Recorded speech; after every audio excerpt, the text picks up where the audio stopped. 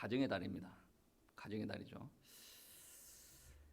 이 가정이 유지가 되어지려면 가정에서 누구의 역할이 제일 큰 것 같습니까? 저는 개인적으로 부모라고 생각을 합니다. 부모가 헌신이 되어져야 그 가정은 유지가 되어집니다. 부모의 역할은 어디까지인가? 제가 느끼기에는 무덤 속에 들어갈 때까지, 아니면 무덤 속에 들어가고 난 이후에도 부모의 역할은 이루어집니다. 부모가 나이가 들더라도 부모의 역할을 없는 게 아니에요. 부모가 이 땅에 없다라고 하더라도 그 부모가 넘겨준 유산들이 있어요. 믿음의 유산들이 계속 역사를 합니다. 우리가 주변에서 보면, 어르신들을 보면 누가 보더라도 그 어르신들은 자기를 우선적으로 생각해야 될 사람들이에요. 그런데 우리 주변의 어르신들을 보면 아들 바보, 딸 바보가 되어가는 사람들이 있지 않습니까? 왜 그렇습니까? 늘 부모는 자식들 생각뿐이에요. 여러분, 이러한 자식들에 대한 감정, 이 사랑을 과학적으로 증명을 할 수가 있겠습니까? 여러분, 이 자녀에 대한 사랑을 과학적으로 증명이 가능할 것 같습니까? 미국 하버드 대학에서 자식에 대한 사랑을 점검을 하려고 쥐를 가지고 실험을 했습니다. 쥐를 가지고 어떻게 부모에 대한 사랑을 점검을 하지? 검증을 하지? 이렇게 생각되어질 수도 있는데, 쥐는 평소 때는 자기가 하고 싶은 대로 돌아다니다가 자녀가 생기기 전에, 그렇죠, 자기 보금자리를 하면 안 됩니다. 그리고 자녀가 생기게 되어지면 최고 우선순위를 자녀로 둡니다. 그리고 자신들의 공격 성향이 줄어들고 자녀들을 끌어안고 자녀들과 시간 보내는 것이 늘어납니다. 그리고 자연스럽게 다른 쥐들에 대한 관심이 끊어집니다. TV에서 어떤 사람이 그러더라고요. 자기 새끼를 낳아 보니 자기 새끼밖에 안 보이더라. 자기 새끼 외에 다른 것들은 다 바이러스로 보이더라. 그만큼 자식을 가지고 보면 생각뿐만 아니라 자기 호르몬, 감정들이 다 바뀌게 된다. 이러한 쥐의 성향들을 곰곰이 보면 암컷보다 수컷이 더 이러한 성향들이 강하게 드러납니다. 평소 때 수컷 같은 경우에는 다른 쥐나 새끼 쥐를 바라보면 잡아먹으려고 딱 달라듭니다. 근데 정작 본인의 새끼가 생기고 나면 이 공격 성향이 줄어들어요.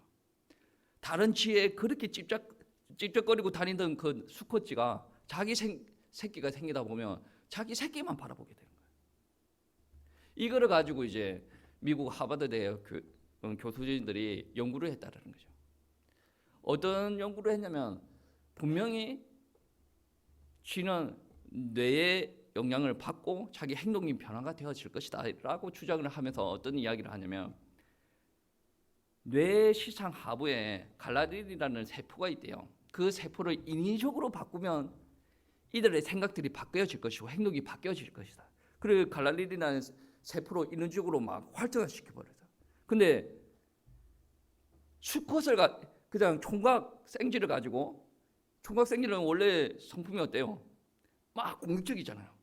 막 대외적으로 활동하는 거 좋아합니다. 이 총각 생쥐를 그 세포로 활성화를 시켜놓으니 이 총각 생쥐가 어떤 행동을 하냐면 아주 순해집니다. 그리고 아기를 바라보고 공격 성향이 확 줄어듭니다. 그리고 아기를 보듬기 시작합니다. 자기가 마치 아빠가 된 것처럼 그렇게 행동을 한다는 거예요. 여러분, 사랑이라는 감정은 종과 시대를 초월하지 않을까, 그런 생각도 많이 해봅니다. 누가 이렇게 생각을 하다 보면 자식이 생겼으면 당연히 책임감을 가지고 당연히 자식을 위해서 살아야지라는 일륜적인 변화를 요구하기도 합니다. 그런데 이 쥐에 대한 연구를 보면 어떤 일들이 일어나냐면, 우리가 의도치 않아도 내가 해야 된다는 강박관념이 생기지 않더라도 하나님께서 이 동물을 만들 때 자식이 생기면 자연스럽게 이 아이를 사랑하고 이 아이를 보호할 수 있도록 감정도 생기고 행동도 변화가 생길 수 있도록 호르몬과 생각을 완전히 바꾼다라는 자연적인 측면에서 우리가 생물학적인 측면에서 우리가 한번 접근을 해볼 때 이 감정이 참으로 신기하지 않는가 이런 생각이 들기도 합니다. 부모는 보호 본능이 없습니까? 부모도 보호 본능이 있어요. 부모는 자기 인생 즐기고 싶은 생각이 없습니까? 자기 인생 즐기고 싶은 생각이 있다는 거예요. 근데 총각이든 처녀든 결혼을 해서 아이를 낳으면 정상적으로 이게 아이가 출산이 되어지고 양육이 되어지는 과정 안에서 부모는 이 아이에 대한 사랑이 높아진다는 거예요. 그렇지 않은 부모도 개중에 있기는 한데 대체적으로 그렇다는 거예요. 우리 장로님이 뭐 농담삼아 하는 말 중에 이런 말이 있습니다. 자기 새끼 낳으면 다 알아서 키우더라. 그 말은 지나가는 말이지만 이거는 생물학적으로 그냥 보면 아주 정상적이에요.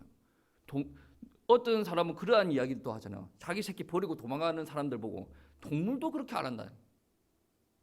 인간이 만들어지기를 기본적으로 자기 새끼를 사랑을 하고 자기 새끼 위해서 헌신을 하고 때에 따라서는 자기 새끼를 위해서 생명을 버릴 정도로 이렇게 사람이 만들어졌다는 거예요. 우리가 보호 본능이 있음에도 불구하고 때에 따라서는 자기 새끼를 위해서 자기 생명을 내놓는 일들도 감당을 합니다. 아마 여기 있는 모든 엄마 아버지들은 아마 그럴 겁니다. 내 새끼들을 위해서는 내 목숨도 내놓겠다 이렇게 다짐하는 분들도 있지 않겠습니까? 오늘 말씀에 보시면 모세의 부모가 나옵니다. 아므람, 요게벳이 나오는데 이 아므람, 요게벳도 자기 새끼 모세를 살리기 위해서 생명을 담보로 자기 새끼를 석 달 동안 보살피는 일들이 일어납니다. 왜 자기 목숨을 담보로 얘를 석 달 동안 보살폈을까? 이러한 이야기들은 모세의 조상들의 이야기를 조금 우리가 언급을 해봐야 됩니다. 그래야 이해가 됩니다. 모세의 조상들은 원래 가나안 땅에 살았어요. 그런데 모세의 조상 중에 야곱이라는 족장이 있었는데 이 야곱이라는 족장이 그 야곱의 아들 요셉이 애굽에서 총리 생활을 할 때 가나안 땅에서 애굽으로 내려옵니다. 그리고 요셉이 애굽의 총리다 보니까 바로가 요셉의 혈육인 야곱의 친족들을 아주 귀하게 여깁니다. 그들이 목축하고 살아갈 수 있도록 고센 땅을 주기도 합니다. 그런데 성경에서 보면 이런 말씀이 있습니다. 요셉을 알지 못하는 왕이 들어섰을 때 야곱의 족속들을 그러니까 이스라엘 백성들을 핍박하기 시작합니다. 그도 그럴 것이 이스라엘 백성들이 자기네들은 잘 살아가고 있지만 애굽의 입장에서 한번 살펴보면 처음에 야곱의 족속들이 애굽으로 내려올 때 그들의 숫자가 100명이 되지 않았어요. 그런데 400년 동안 같이 살아가다 보니 이 사람들이 장정만 60만 명 그리고 모든 백성들을 이 이스라엘 백성들을 모두 다 합쳐보니 200만 명이 넘더라는 거죠. 장정이 60만 명이라는 말은 지금 곧 전투를 할 수 있는 남자들 성인 남자들이 60만 명이었다. 그러니까 이 애굽 사람들 입장에서 보면 긴장이 되기 시작하는 거예요. 이들이 반란을 일으키면 한순간에 60만 명이 애굽을 향해서 공격하고 들어올 수도 있는 상황이고 그리고 그들이 주둔하고 있는 고센 지역은 군사적으로 아주 중요한 위치입니다. 그러니까 외부의 다른 나라들이 이 고센 지역에 있는 이스라엘 백성들과 합쳐가지고 공격하고 달라들면 애굽은 엄청난 위기에 당할 수가 있어요. 그 말씀이 출애굽기 1장 9절 말씀이 있습니다. 어떤 말씀이 있냐면 그가 그 백성에게 이르되 그러니까 애굽의 바로가 그 백성들한테 이야기하는 거예요. 9절 말씀입니다. 이 백성 이스라엘 자손이 우리보다 많고 강하도다. 10절 말씀에 자 우리가 그들에게 대하여 지혜롭게 하자. 두렵건대 그들이 더 많게 되면 전쟁이 일어날 때에 우리 대적과 합하여 우리와 싸우고 이 땅에서 나아갈까 하노라. 이스라엘 백성들은 큰 동기가 없어요. 그냥 여기서 잘 살고 싶어요. 근데 가만히 있는 이스라엘을 바라볼 때 애굽 사람들은 두려워 느꼈다. 그래서 하는 말이 애들을 받으러 가는 산파한테 하는 말이 이스라엘 백성들 애 낳으면 다른 애들은 다 죽여라. 이 산파가 이 이스라엘 백성들을 잡고 있는 하나님을 보니 너무 두려웠거든. 두렵다 보니 함부로 죽이지 못하는 거야. 그러니까 애들이 줄어들지 않고 계속 살아가지고 나타나는 거야. 그러니 애굽의 바로가 어떤 명령까지 내리냐면 이제 히브리 자녀 아이들은 나일강에 집어 던져라. 이 시대가 어느 시대냐? 바로 오늘 본문 말씀이 이야기했던 모세가 날 때였습니다. 모세가 날 때인데 모세는 남자입니까 여자입니까? 남자예요. 그리고 이 남자가 났으니 바로 나일강에 집어 던져야 됩니다. 그런데 오늘 본문 말씀을 보시면 믿음으로 모세의 부모가 석 달 동안 숨겨서 키웠다라고 이야기를 합니다. 여러분, 부모는 자녀를 키울 때 절대적인 희생을 해야 됩니다. 여러분, 애를 낳아봐서 알겠지만 대소변 가리는 거 애들이 합니까? 밥 먹는 거 애들이 합니까? 저희는 밥 먹기 시작하면 1시간 동안 밥을 먹어요. 애들 일거수일투족을 부모가 다 신경을 써야 됩니다. 그리고 애들 조금 다 키워놨다라고 생각될 때쯤 뭐가 옵니까? 정신병이 한번 찾아오지 않습니까? 우리 한국은 중2병이라 그러더라고. 그 중2병이 돌고 막 일탈하고 자기 마음대로 하고 돌아다닐 때 부모가 온전하지 못하면 어떻게 됩니까? 일탈해가지고 돌아오지를 않습니다. 한 사회의 구성원으로서 역할을 감당하지 못하게 되어진다는 말씀이에요. 그때 부모의 역할이 가장 중요합니다. 부모가 있어야 이 아이가 육신적으로도 온전히 성장을 할 수가 있고, 부모가 있어야 이 아이가 온전히 성장하여서 사회적인 구성원의 역할을 감당을 할 수가 있고, 이 아이가 온전히 성장을 해야 하나님께서 그 아이에게 명령하신 일들을 감당을 할 수가 있다라는 말씀입니다. 이때 부모의 역할은 엄청나게 중요합니다. 다른 사람들은 애는 낳아놓으면 다 크대. 아마 육아에 동참을 한 번도 해본 적이 없는 사람이 그런 소리를 할 겁니다. 애 키우는 것은 결코 쉬운 일이 아닙니다.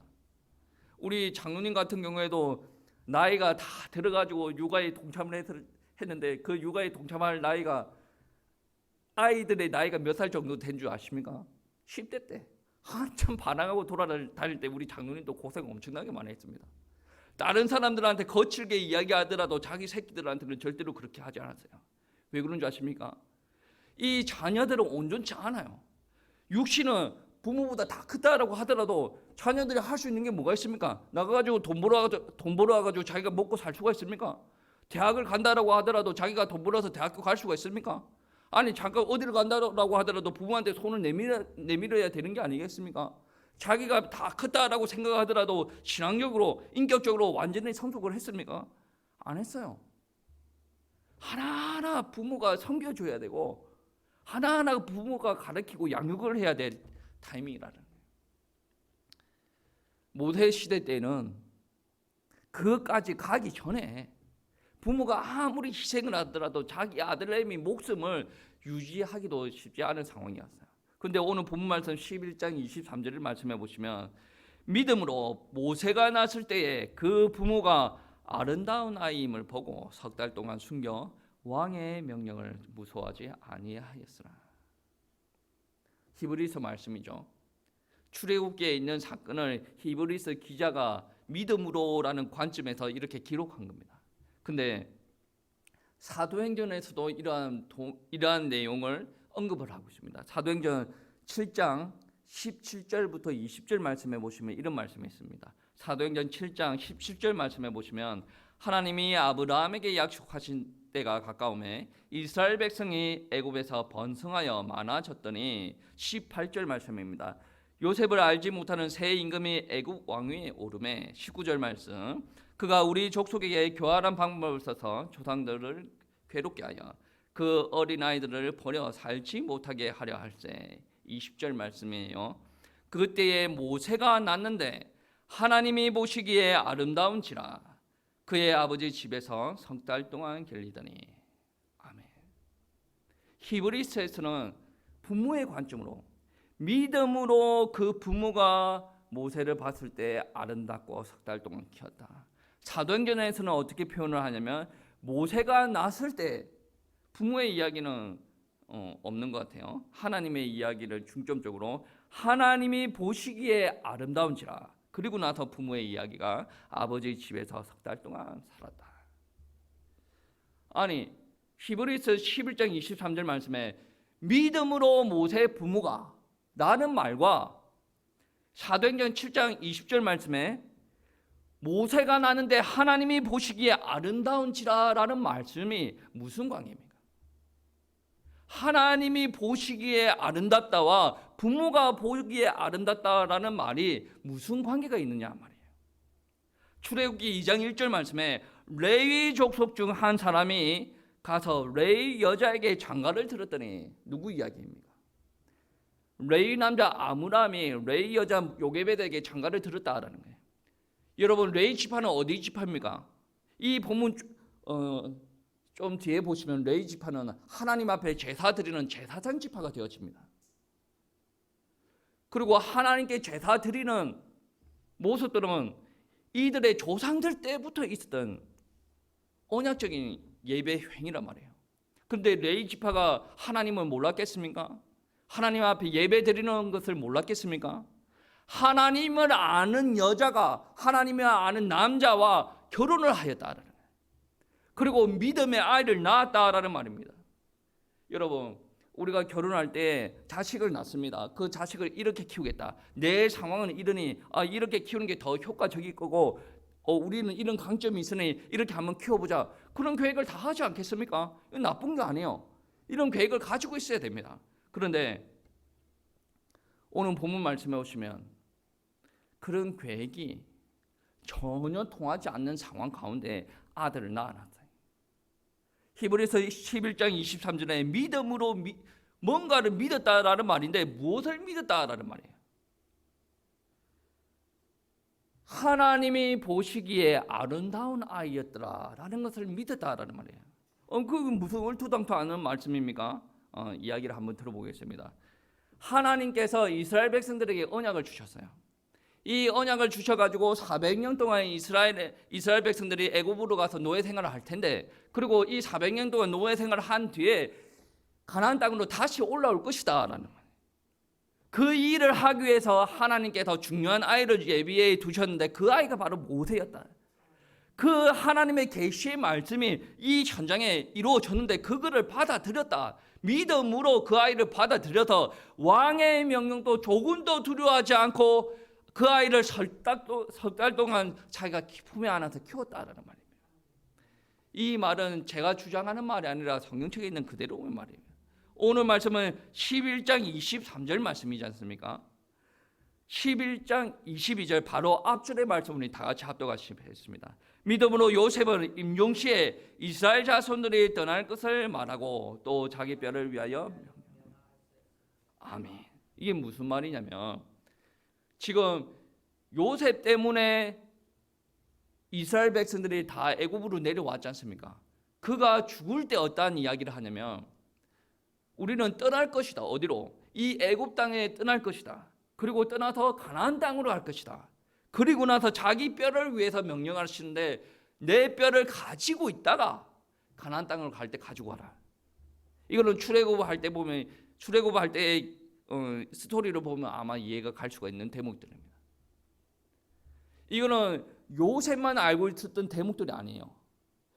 요셉이 총리 가운데 있을 때 그의 아버지는 어디에 있었습니까? 가나안 땅에 있었거든요. 가나안 땅에서 애굽 땅으로 내려올 때 두렵지 않겠습니까? 애굽 땅에 자기 아들 요셉이 있다고 하기는 하는데 한 번도 본 기억이 없습니다. 본 적이 없어요. 애굽 땅에서 총리 생활하는 요셉을. 그리고 자기가 사는 가나안 땅이라는 것이 편하고 익숙하지 않습니까? 애굽 땅에 가면 자기가 살아남을 수 있을지 두려워하지 않습니까? 두려워하는 찰나에 하나님께서 말씀하십니다. 창세기 46장 3절 4절의 말씀에 보시면 하나님께서 두려워하는 야곱에게 말씀하시기를 나는 하나님이라 너의 아버지의 하나님이니 애굽으로 내려가기를 두려워하지 말라. 내가 거기서 너로 큰 민족으로 이루게 하리라. 4절 말씀입니다. 내가 너와 함께 애굽으로 내려가겠고 반드시 너를 인도하여 다시 올라올 것이며 요셉이 그의 손으로 네 눈을 감기리라. 하나님께서 다 약속하셨어요. 내려가기를 두려워하는 야곱에게 두려워하지 마라. 나는 너희 하나님이다. 두려워하지 마라. 내려가면 너희들을 번성하게 할 것이다. 그리고 내려가게 되면 내가 또 올리게 될 것이고, 네가 죽을 때에 요셉이, 거기 총리 생활하고 있는 요셉이 너의 눈을 가리게 할 것이다. 하나님께서 다 약속하셨습니다. 그리고 야곱에게만 약속하신 것이 아니라 야곱의 할아버지고 이스라엘 민족의 믿음의 조상이라고 불리는 아브라함에게도 약속하셨어요. 창세기 15장 13절 말씀에 여호와께서 아브라함에게 이르시되 너는 정령이 알라 내 자손이 이방에서 객이 되어, 그러니까 애굽에 내려가서 나그네 생활을 할 것이고 그들을 섬기겠고 그들은 400년 동안 내 자손을 괴롭게 할 것이다. 400년 동안 애굽에서 노예 생활을 할 것을 하나님께서 미리 말씀하셨습니다. 전혀 노예 생활을 할 것을 그 누구도 생각하지 않고 있을 때도 하나님께서 그것을 말씀하셨다는 거예요. 이게 바로 언약입니다. 아브라함에게 전달된 언약이 누구한테까지 전달됩니까? 요셉에게까지 전달이 되어지고, 요셉에게까지 전달되어졌던 그 언약이 지금 애굽에서 노예 생활을 하고 있는 이스라엘 백성들한테 전달이 되어졌고, 그 언약이 어디까지 전달되어졌냐면 모세를 낳는 아므람과 요게벳에게까지 전달이 되어졌다. 그래서 하나님께서 주신 계시의 언약을 믿을 수가 있었다라는 말씀입니다. 여러분, 우리가 세상 권세 안에 잡혀져 있을 때는 세상의 권속과 권세들을 인정을 해야 되고 따라가야 되지 않겠습니까? 근데 참으로 재미난 일은 무엇이냐면, 세상 권세 안에 잡혀 있어도 하나님께서 역사하시면 하나님께서 의도한 바를 한 번도 실패한 적이 없습니다. 오늘 성경의 배경이 될 때는 어떤 일들이 있었습니까? 아들 낳으면 다 나일강에 집어 던져라. 그러한 상황이었어요. 그러면 이스라엘 백성들이 숫자가 줄어야 되지 않겠습니까? 그런데 기하급수적으로 더 늘어나고 있어요. 이게 어디에서 온 말씀이에요? 하나님께서 야곱에게 말씀하셨지 않습니까? 내가 너희로 번성하게 하겠다. 하나님께서 이 약속을 야곱에게도 하셨지만 아브라함에게도 어떤 말씀을 하셨습니까? 너의 자손들이 하늘의 별과 같이 바다의 모래와 같이 많게 될 것이다. 그 언약이, 하나님께서 주셨던 언약이 상황이 어떻든 간에 그 언약이 계속 지속적으로 성취가 되고 있었다라는 말씀이에요. 여러분 생각 한번 해보세요. 이스라엘 백성들이 노예 생활을 하고 있었어요. 자기 아들을 나일강에 집어 던지는데 아무 소리 못하고 있었어요. 그러한 상황 가운데 어떻게 이스라엘 백성들이 애굽에서 벗어날 수가 있겠습니까? 절대로 못 벗어나죠. 애굽에서 10가지 기적이 일어나기 전에 바로가 이스라엘 백성들을 보내준다고 하던가요? 절대로 그런 일이 일어나지 않죠. 그런데 하나님께서 야곱에게 약속하셨잖아요. 내가 너희들을 다시 올라오게 하겠다. 요셉도 이야기하지 않습니까? 우리가 다시 나아갈 것인데 그때 나의 뼈를 가지고 와라. 이 사람들은 그때까지 400년 전입니다. 그때까지 400년 전에 400년 이후에 일어날 일들을 믿음으로 고백하는 거예요. 지금은 잘 살고 있는데 우리가 이렇게 될 것이고, 그리고 우리가 노예 생활을 하고 있다가 하나님께서 이끌어내서 다시 우리가 가나안 땅으로 올라갈 것이다. 이게 하나님께서 언약으로 주신 말씀이라는 거예요. 여러분, 하나님의 말씀은 1.1획도 거짓이 없습니다. 하나님의 말씀을 믿으면 하나님께서 이루어 나가십니다. 우리가 우리 생각대로 하나님 말씀을 재단을 하고 우리의 상황에 맞도록 하나님, 그거는 이스라엘 백성들의 이야기 아닙니까? 라고 이야기할 수도 있어요. 그런데 이스라엘 백성들이 믿었던 하나님이 우리가 믿었던 하나님과 다른 하나님이 아닙니다. 동일한 하나님이에요. 상황적으로 볼 때 우리의 상황이 그들의 상황보다 더 나쁜 게 아니란 말이에요. 상황이 나쁘면 나쁠수록 하나님께서 더 크게 역사하실 줄 믿으시기 바랍니다. 여러분의 있는 현장이 너무나도 괴롭고 힘들다. 하나님의 말씀 붙드시면 하나님께서 역사하실 줄 믿습니다. 하나님께서 모세 부모에게 은혜를 주시니 모세 부모가 고백하기를 그 아이가 아름답고 그 아이가 하나님의 일을 하기에 합당한 자다. 그래서 어떤 일까지 벌리냐면 바구니에 물이 안 들어가도록 역청을, 그러니까 아스팔트를 바르고 나무 진을 발라가지고 그 안에 모세를 넣어서 띄워줘.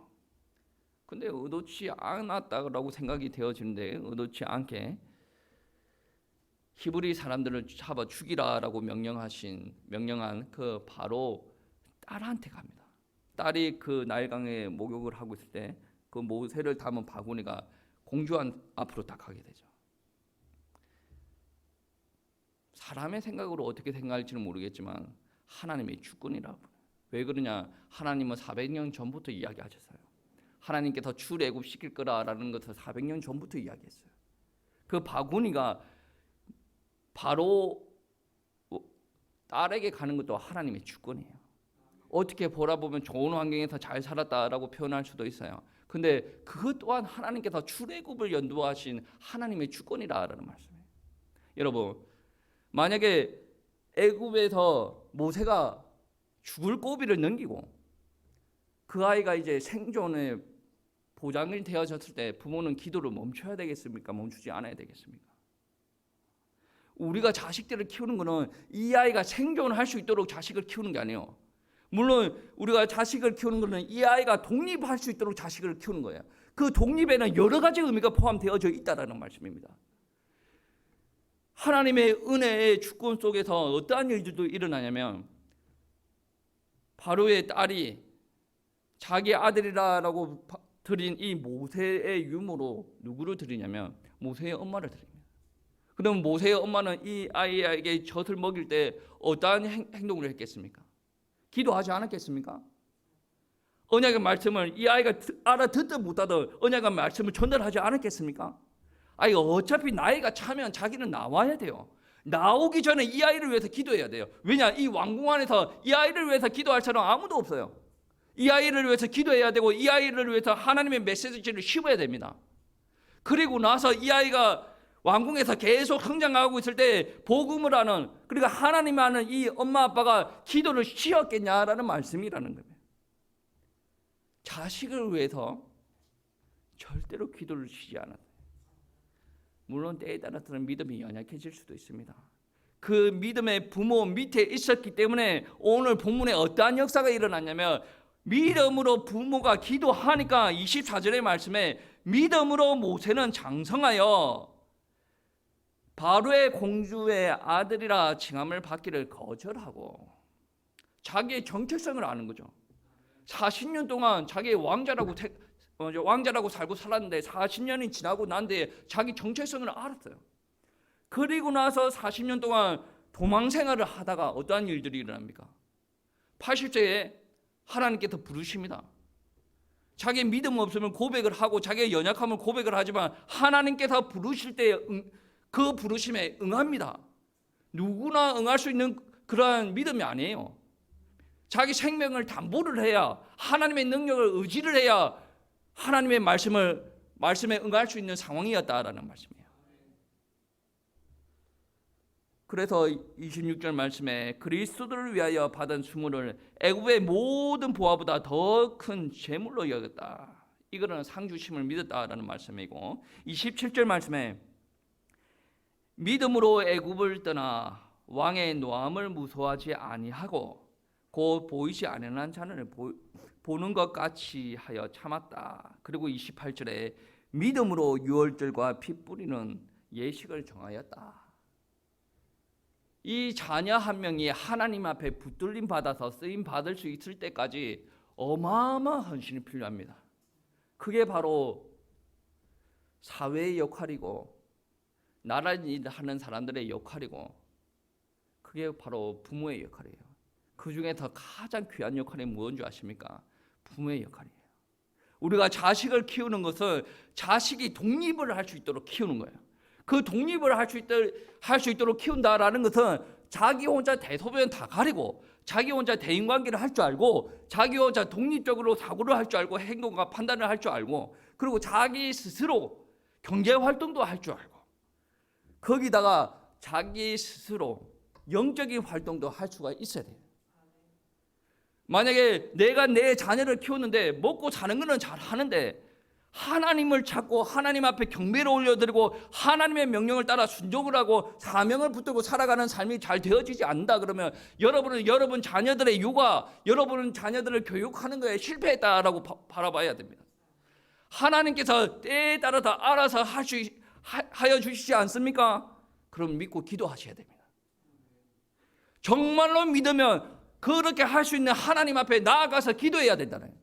정말로 그거를 믿으면 하나님 앞에 제단을 쌓아야 된다라는 믿음입니다. 안 믿으니까 기도를 안 하는 거고 안 믿으니까 예배에 실패를 하고 있다라는 거예요. 여러분,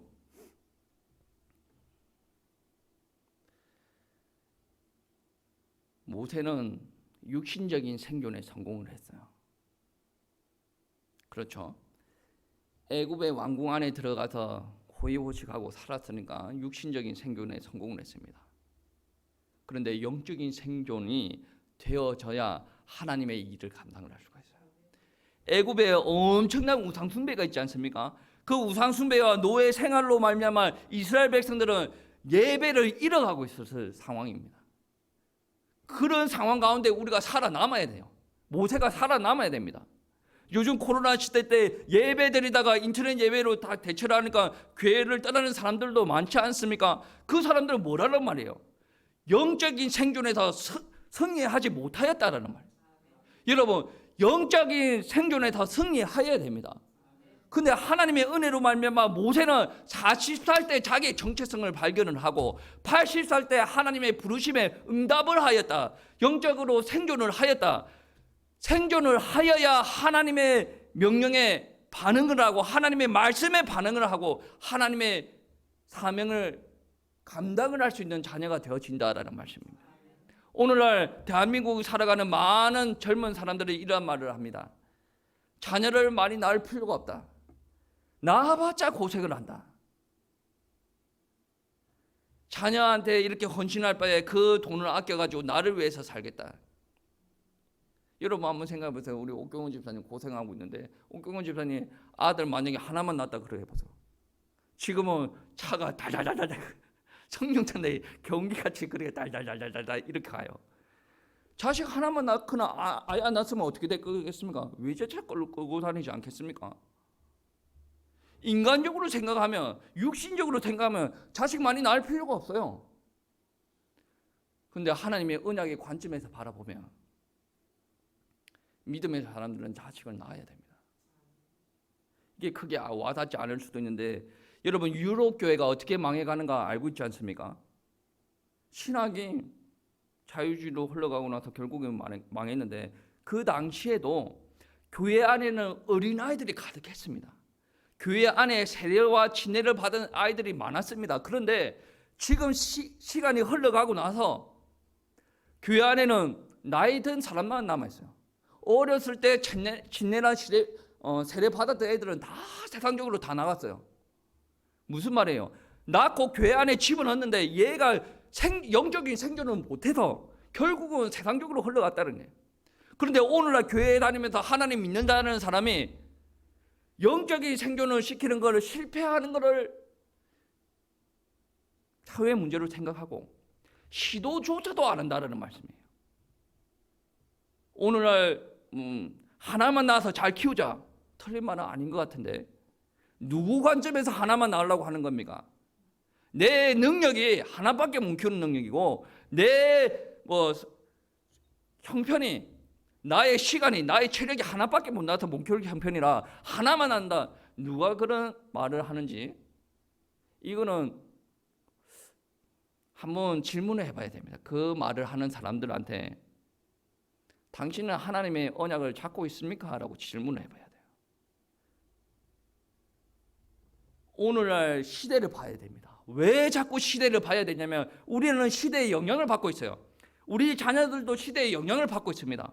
우리가 정치하는 사람들 이야기를 할 때도 있지만 정치하는 사람들의 영향을 우리 애들이 그대로 받고 있습니다. 이번에 보니까 수시 그러니까 대학교 갈 때 수시의 폭을 높였다가 이 정치 폭을 또 높이기 시작해요.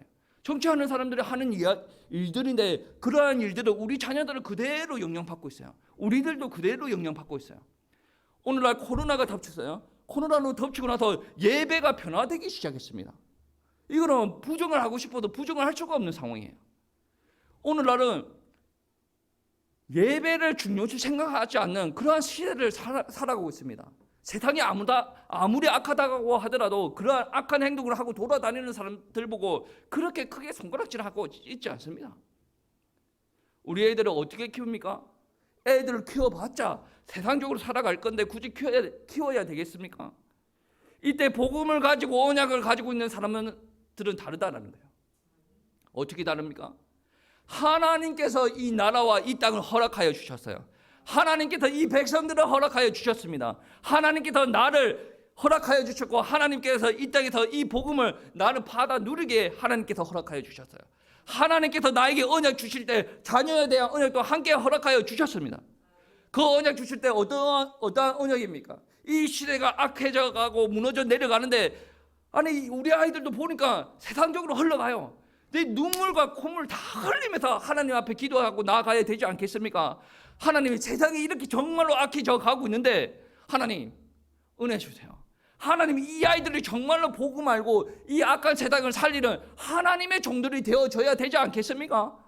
하나님의 자녀로서 세상 가운데 하나님의 빛을 선전하는 자녀들이 되어져야 되지 않겠습니까? 하나님 정말로 우리 자녀들이 하나님을 위한 그러한 자녀들이 되어지기를 원합니다. 우리 능력들이 얼마 되어지지 않습니다. 우리 능력들이 어떻게 과외를 다 시키고 학원 보내고 체육 활동 다 시키고 아니 우리 아이들이 어떻게 세상적으로 그렇게 살아갈 수가 있겠습니까? 이번 주에 충영 목사랑 잠깐 통화했는데 충영 목사랑 이야기를 하면 영어 교육에는 돈이 한 개도 안 들겠구나. 자기보다 자기 딸이 더 영어를 잘한대요. 간지가 얼마 되지 않은데. 우리는 우리 자녀들을 미국에서 키우고 있는 상태가 아니에요. 그런데 우리가 어떻게 이 자녀들을 잘 키우겠습니까? 언약을 잡고 있어야 된다는 말씀입니다. 저는 어떤 생각까지 하고 있냐면 우리 애들을 대학 보낼 때 되면 이 학비가 많이 들어갈 텐데 미국에서 어떤 사람이 정보를 줘요. 미국에서 목회자 자녀를 공짜로 받아들이는 데가 있습니다. 이런 데 진학하면 공짜로 그 많은 정보를 받아들입니다. 그 정보를 받아들일 때 저 생각은 무엇이냐면 어디를 가든지 간에 하나님의 언약을 붙들고 있는 아이들을 키워야 되겠다. 저는 미국을 만약에 보낸다라고 가정을 했을 때 우리 애들이 미국에서 잘 살아라 그런 언약을 잡고 있는 사람이 아니에요. 미국을 보낼 때 하나님의 귀중한 비전을 바라봐라. 만약에 네가 미국에서 큰 은혜를 받고 나서 그 소망이 한국에 있다라고 느껴진다면 한국에 다시 돌아와서 한국에서 사역을 하든지 한국에서 사업을 하든지 한국에서 교회를 섬기든지 네가 알아서 하는 거고, 그리고 미국에서 그 큰 그림을 보고 있는데 이 거제도 시골에 있는 교회가 가슴에 아프게 와 닿거든. 거제도로 돌아와라. 거제도라고 해서 못할 게 뭐가 있냐. 돌아와라. 저는 그 언약이 애들한테 신겨져야 된다고 생각합니다. 여러분 서울 좋아요. 사람 남은 서울로 보내라고 그러지 않습니까? 서울이 좋아서 서울에서 살아가는 사람들과 서울에서 특별한 언약이 있기 때문에 그 안에서 신앙생활하고 기도생활하고 거기서 살아가는 사람과 하늘과 땅 차이입니다. 저는 서울 지역에 특별한 언약이 있다. 너는 거기서 사역을 해라. 너 거기서 신앙생활하고 거기서 기도생활하고 거기서 살아라. 근데 여기는 좋고 여기는 좋고 여기는 거제도를 딱 보니까 그 사람을 딱 보면 언약이 없다는 거예요. 어디를 가든지 간에 언약을 잡고 살아라. 하나님께서 주신 언약이 있다. 여러분 자녀를 볼 때 어떠한 언약을 잡고 있습니까? 이거는 내 거. 아닙니다. 너 거라고 하는 순간에 그 자녀는 너의 수준을 못 뛰어넘는 자녀가 됩니다. 왜냐? 내 수준을 계속 주입을 하고 있는데 이 아이를 하나님 앞에 온전히 채우는 게 최고로 그 아이를 최고로 크게 세우는 거예요. 여러분 믿음으로 고백하시기 바랍니다. 나는 이 아이를 볼 때 소망을 품고 있다. 이 아이를 볼 때 하나님께서 주신 큰 비전을 품고 있다. 그렇게 기도하세요. 그래야 이 아이가 온전해집니다. 하나님 앞에 온전히 섭니다. 하나님의 사람을 서요. 그리고 하나님의 일을 감당을 할 수가 있어요. 그 전까지 부모의 역할은 지대합니다. 여러분 알아서 크라라는 말은 아닙니다. 여러분은 기도하세요. 여러분 기도하세요. 정말 기도하세요. 오늘 우리 사모님이 애들을 위해서 기도 제목을 이렇게 코팅을 해가지고 올려놨어요. 여러분 성경책에 꽂고 버리지 마시고 성경책에 꽂고 예배 드릴 때마다 펴가지고 기도하세요. 여러분의 기도가 아니면 애들이 온전히 설 수가 없어요. 요즘은 핸드폰만 쥐어줘도 세상 문화 그대로 쏙 다 빨아들이고 하나님의 언약을 다 놓쳐버리는데 여러분 정말 기도해야 됩니다. 정말 여러분은 자녀들을 위해서 기도해야 됩니다. 여러분 어린이 주일이지 않습니까? 여러분이 기도하여야 이 애들이 온전히 삽니다. 여러분이 그 사명을 붙들고 있어야 되는 거예요. 이 언약의 말씀 붙들시고 일평생 애들을 위해서 기도하는 우리 갈보리 교회 성도님들 되시기를 축복합니다.